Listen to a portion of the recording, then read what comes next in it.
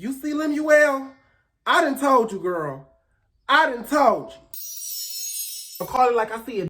They gonna snort, he gonna snort up the check. Raz-b, we gonna hold it for you, all right? Moving on. Orlando, we gonna hold yours too. Sorry. But you didn't listen. Now you got Orlando Brown up in the club, high as giraffe pussy, okay? Off in the corner, having visions like he motherfucking Raven Baxter. Then you got what's his name? Lil B2K running around this motherfucker high off somebody's meth pipe, okay? Then ran up in the studio yelling at these niggas like their name is Chris Stokes. Nigga, I ain't afraid of nobody, nigga. You, none of you niggas. Hey, ooh. Girl, let's talk about it, baby. Because this is a big deal. Let me grab my bag. Something come missing. Had to cut one of you crackhead motherfuckers. Let's go. Beep, beep, who got the keys to the Jeep? Welcome back. What's up, y'all? My name is Big Mouth, and this is my channel. If you are not already, go ahead and subscribe to me. Turn on my post notification bells. Drop a comment and drop a like, baby. So, I'm just gonna get right into it, girl, because I don't really want to do all the preamble stuff, because this is some serious stuff. Now, I've been ducking and dodging bad boys for a few weeks now, and the reason is because, no shade, no tea, girl, the shit is weirdly boring. It's like the dynamic of the show is just too weird. It looks very scripted. They keep saying the word scenes, like every time they, like, together, they always say, yeah, this how you leave a scene, or, oh, I don't want to do this scene with him. I'm not talking to him like that. I'm not doing the scene like that. That's how we walk out the scene. If I can still do my split, And stuff like that. They keep saying crazy shit. I know that in reality TV, scenes are actually a thing. Like, that's actually a thing, but we not supposed to know that. Okay? If y'all didn't know over there at Zeus, if y'all didn't know, we're not supposed to know as the viewing audience that y'all are scripting these scenes. It's supposed to be a surprise to us, okay? Like baddies. And I'm going to tell y'all, because I don't want y'all thinking I'm being a hater, because that's another reason why I stopped reviewing it, because I'm like, okay, I'm a man, and this is a man-dominated show, so if I have bad reviews on the show, I'm going to look like a hater. So I'm just going to tell y'all the whole little layout, okay? When I'm watching baddies, I don't know that shit is scripted or not. It looks very natural. It looks like Bad Girls Club. It looked like y'all just really got cameras set up, or people set up with cameras, and y'all just catching them living in a house. Then you go over to Bad Boys Club. These niggas have said multiple times that they go home, okay, at the end of the night. Anthony went home, Jonathan went home, Durelli went home. So we already know they don't live in a house. Then they keep saying words like scripted, not scripted, I'm sorry, scenes and shit like that, letting us know that this is scripted content, okay? You got Orlando Brown talking about he don't want to film a scene with Raz-b. So we already know they're not really living in a house, like this is not real. And that really messes up the whole dynamic of the show because it's no longer reality. So that's why I don't like Bad Boys Club. It's just very inauthentic. But I start watching it again for y'all, so we're going to talk about it.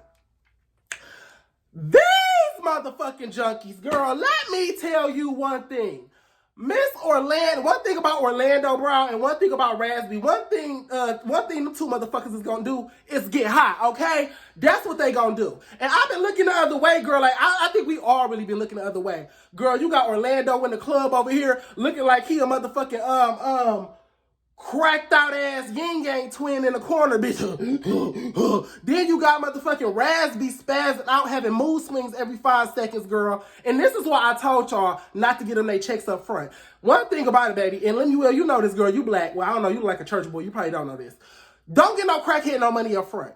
You give a crackhead just enough to function, boo. You don't get him the whole amount up front. And then once the job is completed, you give them the rest of the money. Because if it's one thing I know for sure, crackheads is loyal to their addiction before they're loyal to anything. A job, a family member, a friend, a lover, anything. They can't be loyal to nothing but their addiction. So you really messed up the show because now you got Orlando over here high as hell when he didn't even have $2 in his pocket a couple of weeks ago. Then you got Raz-b high as hell when he's still waiting on his motherfucking check from the Millennial Tour. So we know they didn't got their Zeus checks, then when they got high, and now they just messing up the show. Okay? I was catching up, and the scene where they were on the bus, and it was the scene right after Adonis got there and they got to fighting, and they all went out to the club. You got Orlando over here just in the corner breaking down in tears. Girl, what the fuck is his problem? I'm just so happy to be here with y'all. Oh, it's fine for real. What's wrong? Well, what's the issue? Just happy to be around y'all fellas, bro. Man, get the fuck. No, you're high. You're high. You're high, sis. No. Okay? Because Raven Simone didn't teach you that. So, yeah, it's just really giving a lot of, it's giving celebrity rehab at this point. That's really what it's giving. It's giving celebrity rehab. So, then we get to this episode. At the beginning of this episode, we dealing with the boys. They want to go to the studio and make a song.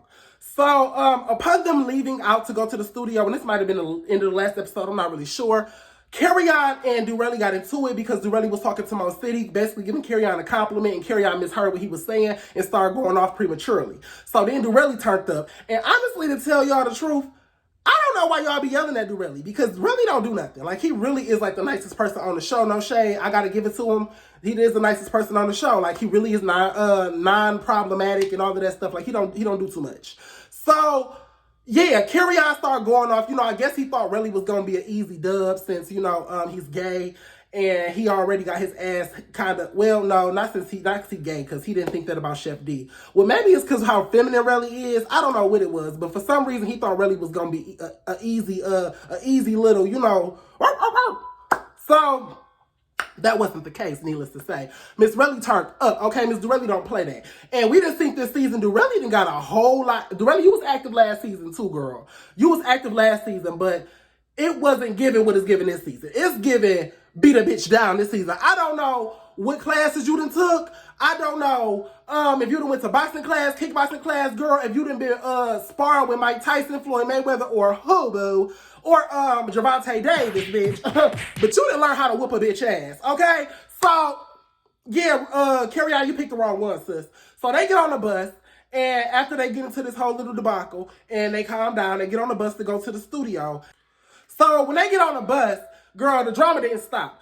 I don't know why Carry-On be trying to play this whole role like he not Kurt Franklin's son. Like you not like this little church boy that grew up sheltered and protected with, a pad of money under your ass until you was an adult. Baby, we not seeing this whole thug image you trying to portray, this real nigga image you trying to portray. Carry-On, I will smack your bitch ass. Sit down, girl, because you really look a mess, okay? He on the bus, on the phone, talking to Natalie. Durelli, mind you, is over here trying to let it go. Trying to let the shit go, okay? Sis over here looking like the dude off of Back to the Future. You know the one with Tourette's, bitch?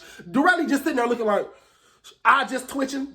Let this motherfucker say one more thing. And out of nowhere, here go Carry-On. Yeah, Natalie, I don't know why people on the motherfucking bus start shit like I ain't a real nigga, I ain't this, I ain't girl, bitch. Security must have been taking a coffee break. Girl, they must have been taking a little bump break or whatever the fuck Raz-b was snorting. But Miss Durelli then took the opportunity while nobody was up and about. Girl, she done leaped over everybody and gave Miss Carry-On a 1, 2, bada, bow. 1, 2, bada, bow. Okay? And it was much needed. No shade. Carry-On, I'm tired of your motherfucking mouth. You too soft to have all this mouth, baby. You can't fight. Okay? You got beat up by motherfucking Chef BBL. Okay? You got beat up by Chef Square Booty. Okay? Stop playing. You done let somebody with auntie hips and a $9.99 BBL from motherfucking Puerto Rico, okay, or some motherfucking back alley in Mexico, beat your ass like you a tambourine at the church your daddy be preaching at. So, I don't want to hear nothing else from you about being a real nigga, a street nigga, getting in the field. And then another thing he said when he was on that bus that kind of took me aback, girl, he said that you ain't heard, but when people speak on me, they come up missing or they come up dead. Obviously, you ain't read enough tabloids about me. Niggas pop up dead talking about me, bitch. You can't be talking about me. So did you kill that lady? Is that what you trying to tell us? Is this an admission of guilt? Are you telling us, are you trying to confess to a murder here? Do we need to call somebody for you? Because I don't know if you realize it or not, but since your daddy done bent over 10 times backwards, bitch, to get you out of the situation you was in. And for you to get on a TV show and say something that childish, that ignorant, and that naive, in the midst of what you got going on, girl, you a fool, okay? I wish I would have been a judge or a motherfucking prosecutor and I heard you say, bitch, I would have pulled the bus over. Let's go, Carry-On. Stop playing. But anyway, moving on. So they get to the first studio session, girl, and the first studio session was trash. I don't know what the fuck. They was in somebody's basement, somebody's dirty ass closet, girl, that they didn't convert it, somebody's guest room, they didn't convert it into a studio, baby, with somebody's old ass uncle from 19. They was in this motherfucker with a little disc you gotta sit a quarter on top of. That's what it was given. So everybody basically left, and they just was not feeling it. You know, Carrie I still outside doing his little 1-2 diddy bop. He's still stumping around mad. And, you know, I guess the boys just said they didn't want to do the song that night. Side note, why y'all keeping Lil Duval off of the track?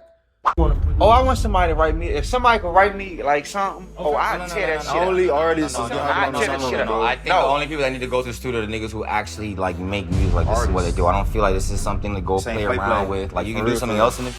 Because Prince, you're not a rapper. Raz-b, you're not a rapper, and we've never heard you sing. First of all, Raz-b, you was Omarion's backup dancer. Let's be clear about our roles here. You are Omarion's backup dancer. The only person out of the group I feel like is really qualified to do music is Orlando Brown. No shade, but boy, he used to sing down on them Disney songs when he used to do the little Disney commercials for that song. Yeah, he used to sing down. So only one I would trust with a mic is Orlando. Raz-b, nobody ever gave you a mic when you was on stage, sis. You was just in the back doing okay, the whole time Omarion was doing his thing and getting y'all paid. So we don't want to see you do nothing. We don't want to see you dance. We don't want to see you sing. We don't want to see your old ass do. We don't want to see you get high. We want to see you go to rehab. That's what we want to do. We want to see you go to rehab and get yourself together and stop living in 2004. Okay, girl, because it's 2023 and we don't know you, sis. So, yeah, y'all need to go ahead and let Lil Duval get on that track and do his thing because he can't be no worse than the rest of y'all. Prince, girl, it was so crazy that it was coming from you because who the fuck are you? Who the fuck is Prince? What's the old Prince still? Girl, anyway, moving on. So, girl, we get to the next morning. After they left the studio, they left Prince there to finish the song, and all them went out to the club and got drunk and got high, whatever the case is. So the next morning, they woke up, and you got Orlando and Raz-b filming a scene outside where they pretend to eat breakfast, and then for some reason, they get into it. Now, this is where we start to see Raz-b's drug addiction really take hold of him. So over the course of the show, you know, Orlando done let it slip talking about, oh, we do real drugs, nigga. So he let it slip that him and Raz-b was already crackheads together. So, you know what I'm saying? It's giving Pookie and Wanda Dean. That's what it's giving. But no shade. So they didn't already let it slip. Now though, it's starting to become a little bit too evident. See, here's the thing. I don't care what you do. I'm be real with you. You know what I'm saying? I done hung around my friends that had coke addictions. I done hung around prostitutes. I done hung around so many different kind of people, drug dealers, you know, so many different kind of people. But when you do what you do, keep your shit under control. No matter what you do. Okay, no matter what you do, no matter what drug you do, how much pussy you're selling, how much dope you're pushing, keep your shit under control to where it does not spill out to the people around you. Okay, that's what we need to learn how to do as adults. It's called moderation and it's called control, self-control. Okay, there should be not one time during this season or any season of any show that you're on, Raz-b, because you need this. Let's not act like you don't, honey. We ain't seen you in you need this. You need this check. Okay? Where you coming to set high, having mood swings, yelling at staff, yelling at your coworkers, yelling at everybody. You know what I'm saying? I get it. This is a drama-filled show, but when you don't have a rhyme or a reason for drama, you just automatically jumping off the hinge as soon as somebody say something to you because you can't control your emotions and you can't control your mental capacity because you're incapacitated and drug-induced. It's a problem, sis.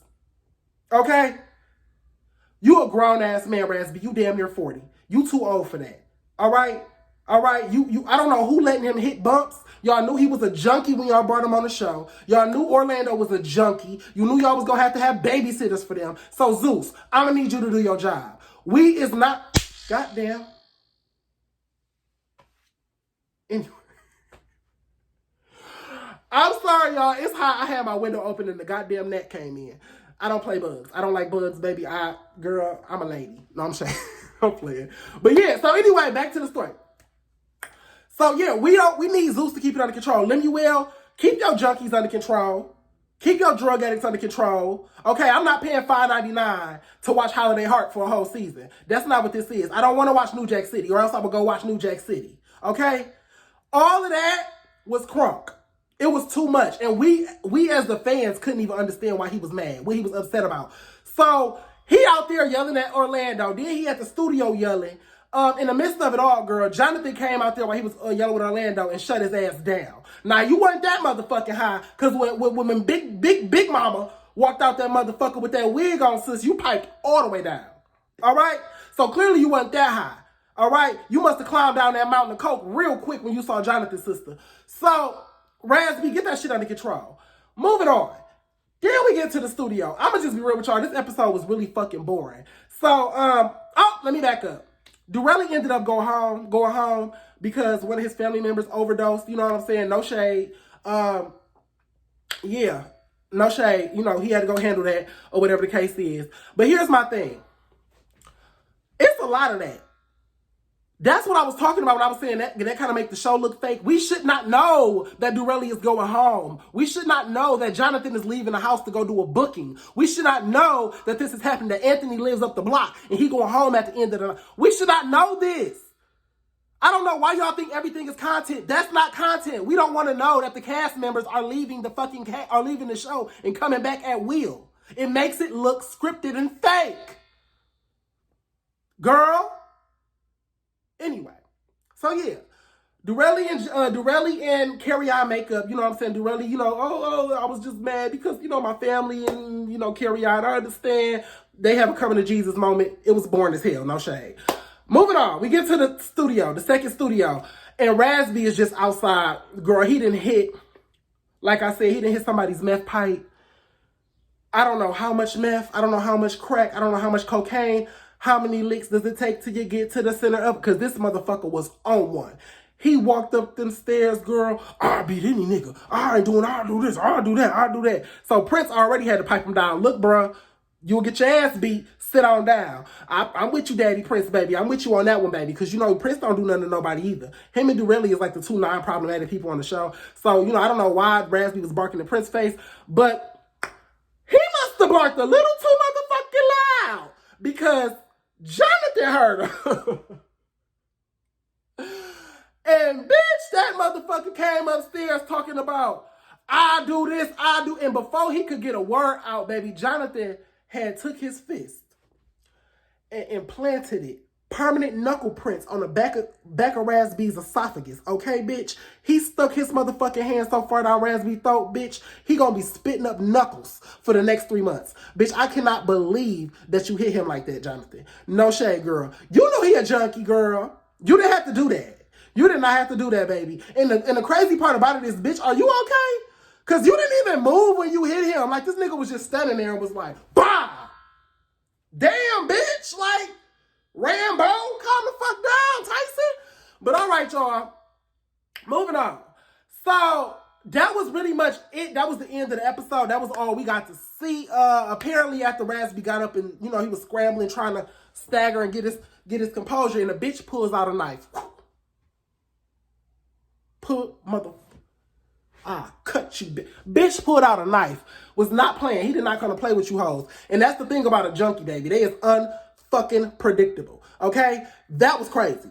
This man brought a knife from the Airbnb to the studio, which means he planned on doing this. He planned on going up those stairs, confronting the entire group, and whoever popped out on him, he was going to stab them.